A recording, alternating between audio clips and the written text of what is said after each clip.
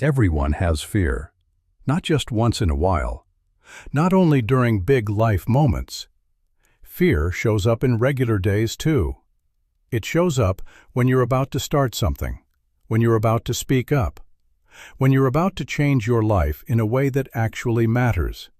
And the most common lie fear tells you is this: wait. Wait until you feel ready. Wait until you feel confident. Wait until you're sure it will work. But fear doesn't fade because you waited. It grows in the waiting. Here's what most people don't realize. Fear isn't the enemy. Fear is a signal. A signal that you're close to growth. A signal that you're close to a new level of responsibility. A signal that you're close to something real. If the thing in front of you didn't matter, you wouldn't feel fear. You'd feel nothing. Most fear is not reality.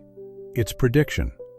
It's your mind creating a future that hasn't happened yet, then reacting like it already did. That's why fear feels so convincing. Because your brain doesn't ask, "Is this true?" It asks, "Is this possible?" And if it's possible, it feels real. So the question isn't, how do I remove fear? The real question is, how do I move with fear? Because courage isn't the absence of fear. Courage is movement while fear is present. That's the shift. You stop trying to feel fearless, and you start practicing forward motion. And forward motion doesn't have to be big. It has to be real. One action, one step. Send the email you've been avoiding. Make the call you keep delaying. Write the first page. Apply. Show up. Hit record. When you act, your mind changes. Not because you suddenly became stronger, but because action creates proof. Proof that you can do hard things while uncomfortable. Proof that you can survive embarrassment. Proof that you can recover from mistakes. And that proof is the beginning of confidence.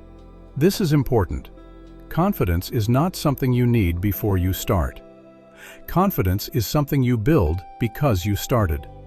That's why waiting for confidence keeps people stuck for years. They keep asking for a feeling that only action can produce. Now let's talk about failure. Because fear almost always points to one thing. What if I fail?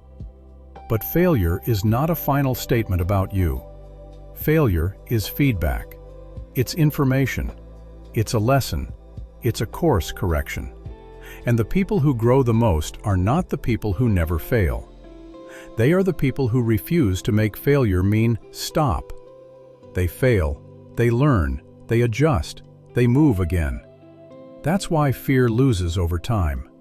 Not because life becomes easier, but because you become someone who keeps going. So if fear is loud right now, don't argue with it for hours. Don't analyze it all day. Don't try to think your way out of it. Replace fear with a small action. Make the task smaller. Don't ask, "Can I handle the whole thing?" Ask, "What is one piece of this I can do today?" 5 minutes, one message, one rep, one step. And then do it. Because every small step sends your brain a message. I'm not stuck. I'm in control.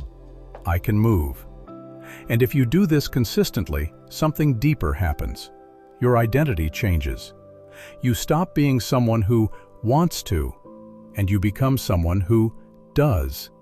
And that is what fear can't compete with. So here's the takeaway. Fear will still visit you. That's normal. But fear does not get to run your life. You do, with one choice at a time, one step at a time. Move today, even if you feel fear, because fear doesn't disappear first. You move first.